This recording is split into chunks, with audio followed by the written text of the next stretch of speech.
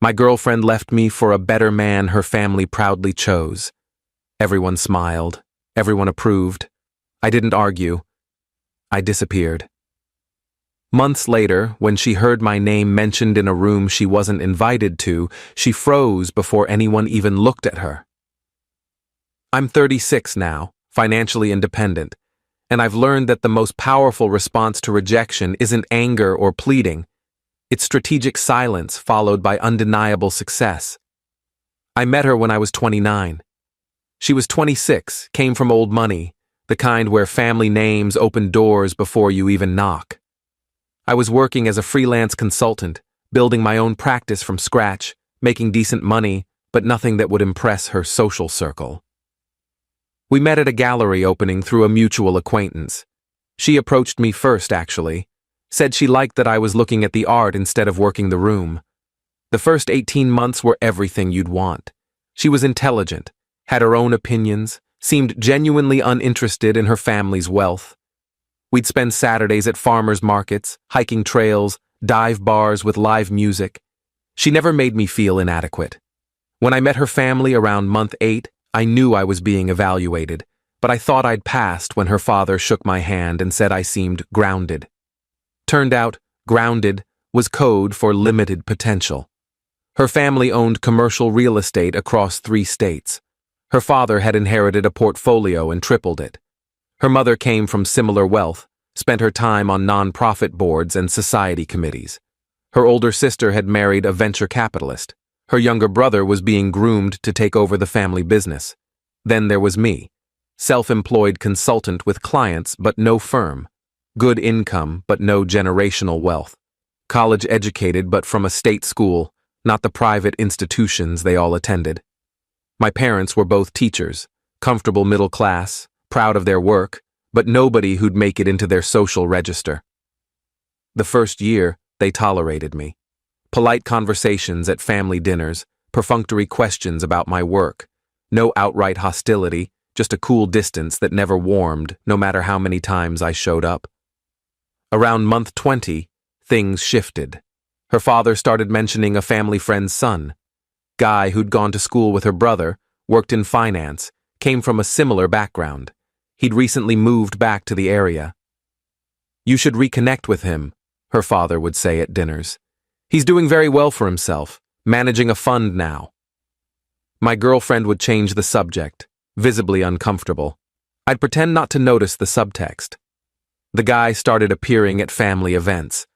Always polite to me, never overtly competitive, but his presence was clearly orchestrated. Her parents would light up when he arrived. Her mother would find reasons to seat him next to my girlfriend at dinners. Her father would engage him in lengthy conversations about markets and opportunities, while I sat there with nothing to contribute. One night, after a particularly painful family dinner, where I'd essentially been ignored for 3 hours while this guy held court, I brought it up on the drive home. They're pushing him on you pretty hard. I know. It's embarrassing. I've told them to stop. Have you, though? Because it keeps happening. What do you want me to do? 'Cause a scene at family dinner? I want you to set a boundary. Tell them you're with me, and their matchmaking is disrespectful. I have told them that. They just don't listen. Then maybe you need to be louder. She went quiet. That was the first time I realized she might not fight as hard for us as I would. Over the next 6 months, the pressure intensified. Her family started making comments about my career trajectory. Still consulting? No interest in building something more permanent? Her mother would ask about my 5-year plan, my retirement strategy, my thoughts on investment properties. They weren't subtle. They were auditing me and finding me insufficient. My girlfriend started pulling away, canceled plans more frequently, took longer to respond to messages, seemed distracted when we were together. I knew what was happening, but couldn't figure out how to stop it. Then about 2.5 years into the relationship, she asked if we could talk. It was a Thursday evening. She came to my apartment instead of me going to hers, which should have been my first clue. My parents want to have a serious conversation with me this weekend. About us. About my future. Okay. What are you going to tell them? I don't know. They're going to push hard. They're going to make it about family loyalty and what's best for me. And what do you think is best for you? She didn't answer right away. Just looked at her hands, twisting her ring. Not an engagement ring, just something I'd given her for her birthday. I love you, she finally said, but I also love my family, and they've made it clear that continuing with you means problems with them. What kind of problems? They've threatened to restructure things, cut me out of certain trusts, reduce my role in family decisions. Basically make it clear that choosing you means choosing against them. I felt something cold settle in my chest. So they're blackmailing you. That's a harsh word, but accurate. They think they're protecting me. They think you're not stable enough, that you don't have the foundation to build the kind of life they want for me. The kind of life they want, not the kind you want. I don't know what I want anymore. I'm exhausted. I've been fighting them for months, and it's not getting better. Every family event is a battle. Every conversation turns into a judgment of you, of us, of my choices. So you're giving up. I'm being realistic. I can't cut my family out of my life. They're everything I've ever known. And maybe they have a point. Maybe we're not compatible long term. I should have argued, should have fought harder. But in that moment, I just felt tired. If you're looking for permission to leave, you have it. I'm not going to beg you to choose me over your family. That's it? You're not going to fight for us? What's the point? You've already decided. You're just here to make it official. She started crying. Told me I was being cold, that she'd hoped I'd give her a reason to stand up to them, that she needed me to fight harder. I've been fighting, I said quietly. I've been showing up, being respectful, trying to prove I'm worthy, and none of it mattered. They decided I wasn't good enough 2 years ago. Nothing I do will change that. And if you need them to approve of me before you can commit to me, then we were never going to work. She left that night, texted me 2 days later that she'd talked to her family and decided to give the finance guy a chance.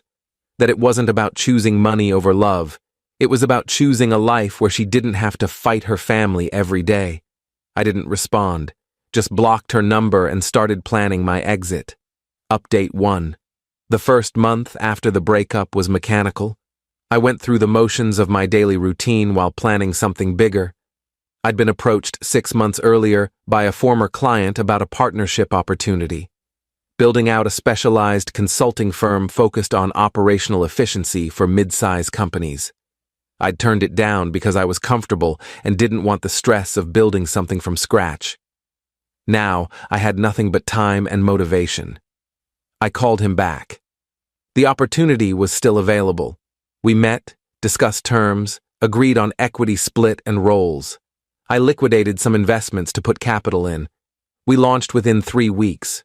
The work was brutal, 18-hour days, weekends spent on client proposals, constant travel to meet potential clients. But it was exactly what I needed. No time to think about her or what I'd lost. Just pure focus on building something that would prove everyone wrong. 3 months in, we landed our first major client, a manufacturing company struggling with supply chain issues.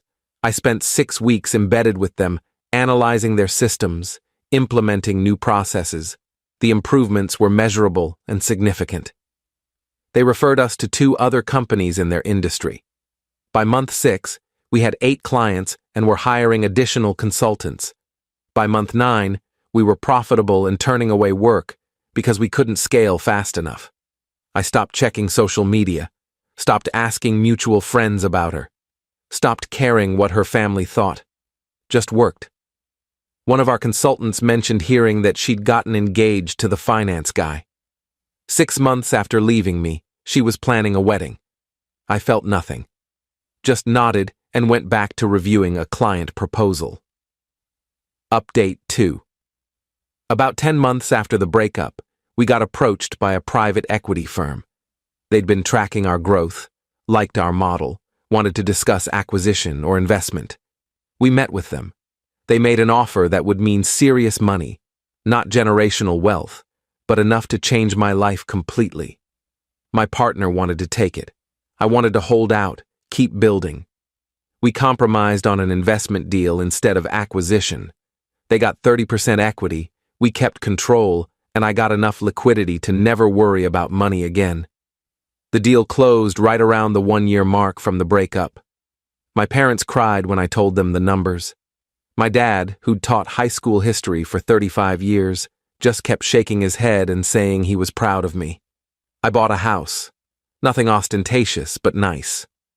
Good neighborhood, space for a home office, garage for the car I'd always wanted.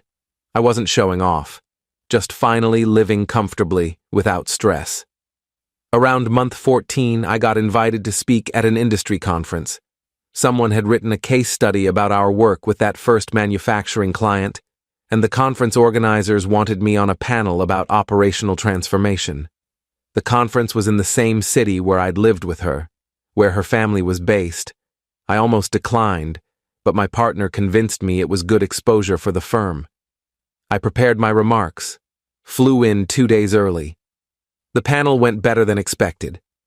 Afterward, several people approached me with questions, business cards, potential opportunities. I was in the middle of a conversation when someone called my name. It was an old acquaintance, someone I'd met through her, actually. Guy who'd been friendly enough but had clearly sided with her after the split. "I didn't know you'd be speaking here. How are you? What are you doing now?" I gave him the brief version. The firm, the growth, the PE investment. His expression changed as I talked, from casual interest to genuine surprise to something like respect. "That's incredible. I had no idea you were doing so well." "Not something I've been advertising." "Are you around tonight? There's a reception. You should come. Network with people." I hesitated, but agreed.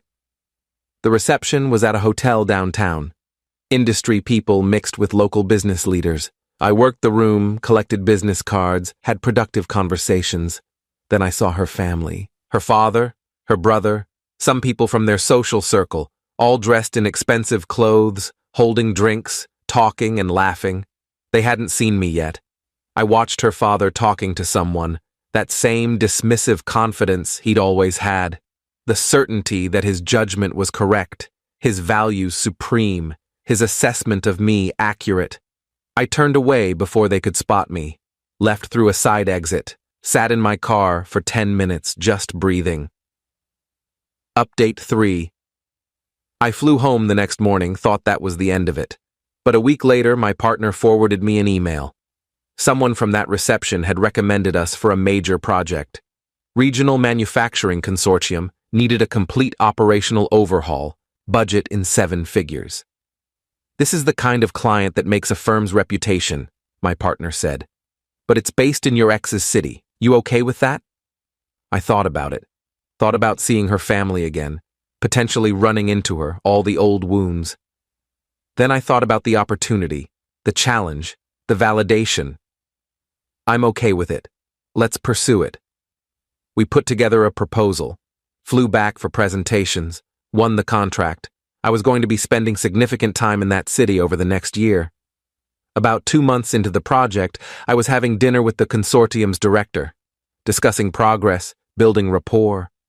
He mentioned he was on the board of a local business organization that her father was also part of. "Small world," I said neutrally. "You know him?" "We've met. Long time ago." He's stepped back from active involvement lately. Family issues, I heard.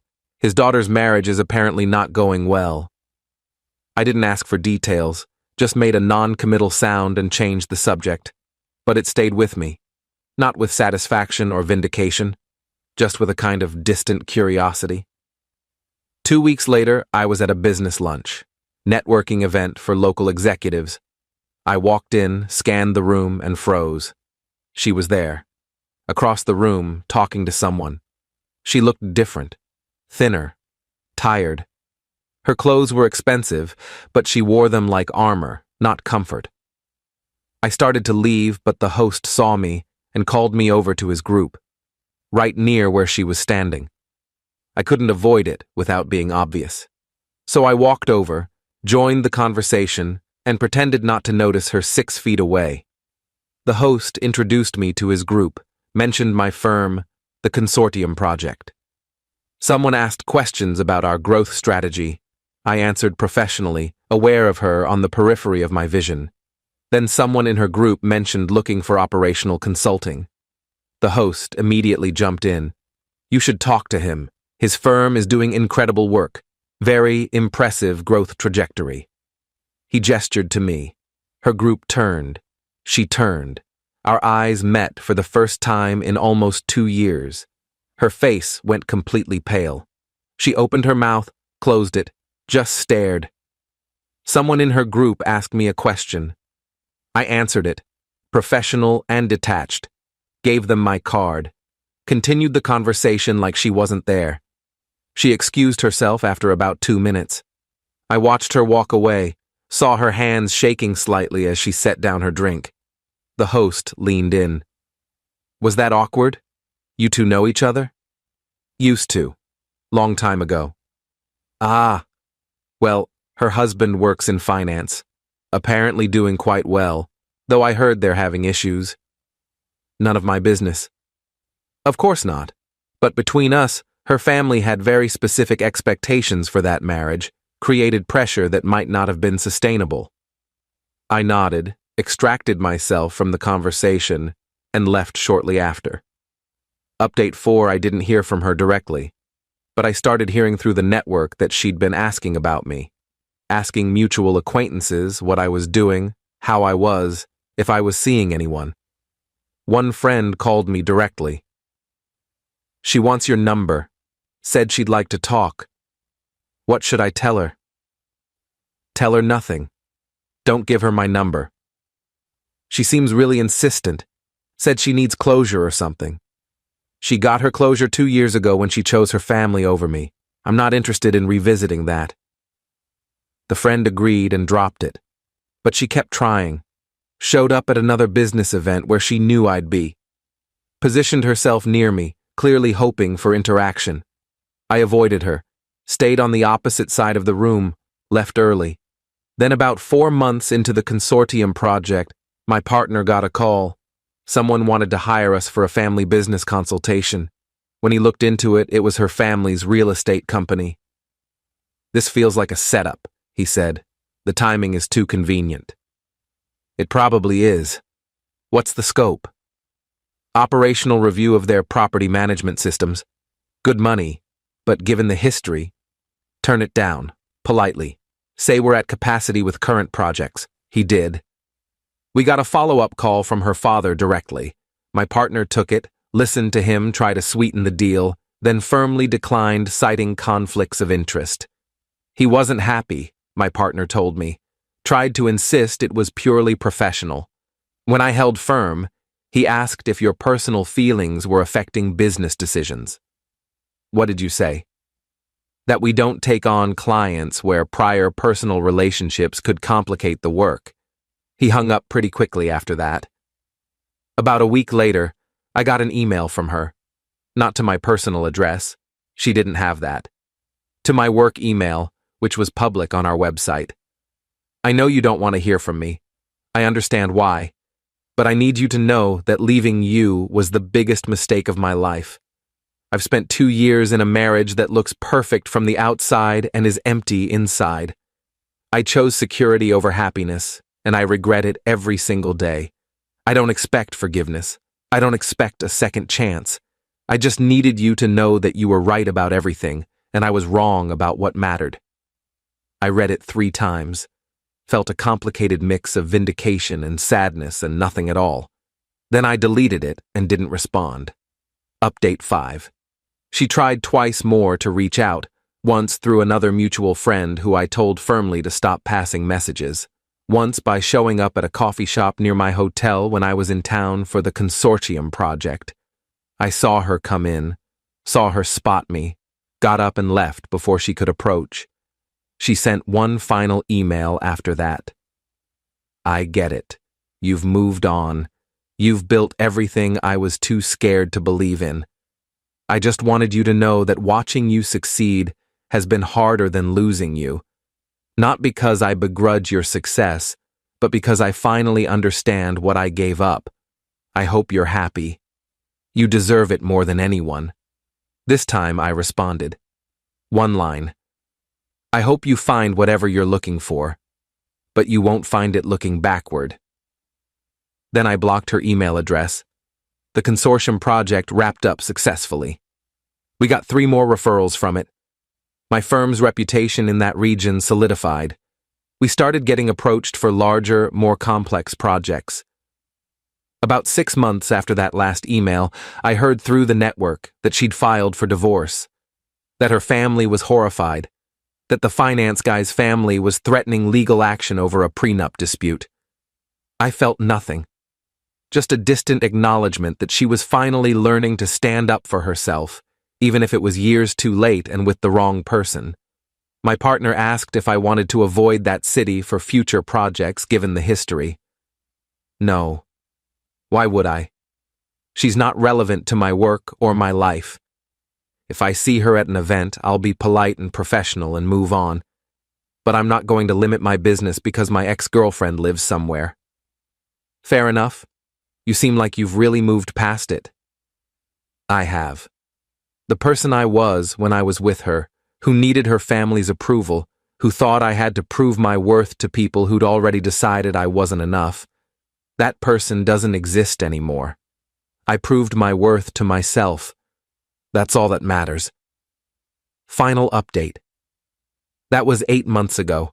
The firm has continued growing. We now have 20 consultants across 3 offices. I've become a regular speaker at industry conferences.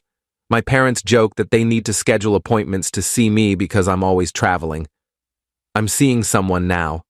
Met her through work, actually. She's a CFO for one of our clients. Smart, independent, came from a working-class background like me, and built her career through competence rather than connections. We've been dating for 4 months. It's easy in a way my previous relationship never was. No performance, no evaluation, no trying to prove I'm worthy. Just 2 people who respect each other's work and enjoy each other's company. I was at another conference last month, giving a keynote this time, not just a panel. The room was packed. After my talk, during Q&A, someone asked about overcoming early career obstacles. I told the truth. I spent years with someone whose family didn't think I was good enough. It stung. It made me question my worth. But ultimately it motivated me to build something that proved them wrong. Not for them, I don't care what they think now, but for myself. To prove that their metrics for measuring value were fundamentally flawed. The audience responded well. After the session, several people approached me with similar stories. Felt validating in a way that had nothing to do with her or her family. I heard later that she was in the audience, that she'd bought a ticket specifically to hear me speak, that she'd cried during my talk and left immediately after without approaching me. A mutual friend told me all this, then asked if I wanted to know how she was doing now. No, I genuinely don't. I hope she's figuring herself out. I hope she's learning to make choices based on what she wants, rather than what others want for her.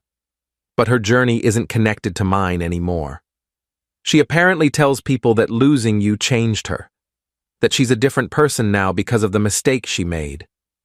Maybe she is, but I'm a different person too, because of the choice I made. The choice to walk away with dignity instead of begging, to build something meaningful instead of dwelling on rejection, to prove my worth to myself instead of seeking external validation. The friend nodded. For what it's worth, I think you handled it perfectly. You didn't get bitter, you got better. I shrugged. I got busy. The getting better was just a side effect. My current girlfriend knows the whole story. I told her early on, not as a warning but as context. She appreciated the honesty. Do you ever wonder what would have happened if she'd chosen you? She asked once. Sometimes, but honestly, I think we would have struggled. Her family's pressure wouldn't have stopped. She wasn't strong enough to fully separate from their influence. Eventually, that weakness would have shown up in other ways. I loved who I thought she was, but I was wrong about who she actually was. And now? Now I'm with someone who chose her own path despite pressure, who built her career on merit, who doesn't need anyone's approval to validate her choices. That's the difference. She kissed me. Good answer. I still work in that city sometimes, still see people from her social circle at events. Her family's name still comes up in business contexts. I'm always professional, always cordial, never personal. Last month, her father was at an event where I was speaking. He stayed for my entire presentation, approached me afterward. Impressive work, very impressive. I may have misjudged your potential. I looked at him. This man who'd dismissed me, who'd orchestrated my replacement, who'd pressured his daughter into choosing their approval over her happiness. I appreciate you saying that. But your judgment doesn't define me. It never did. His expression tightened. He nodded once and walked away. I watched him go and felt absolutely nothing. No vindication, no anger, no need for his approval. Just complete indifference. That's when I knew I'd truly moved on.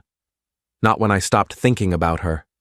Not when I succeeded professionally, but when the people who dismissed me became irrelevant to my sense of self-worth. She chose security and approval. I chose dignity and autonomy. We both live with those choices now. The difference is I'd make mine again without hesitation, and from what I hear, she's still wondering if hers was worth it.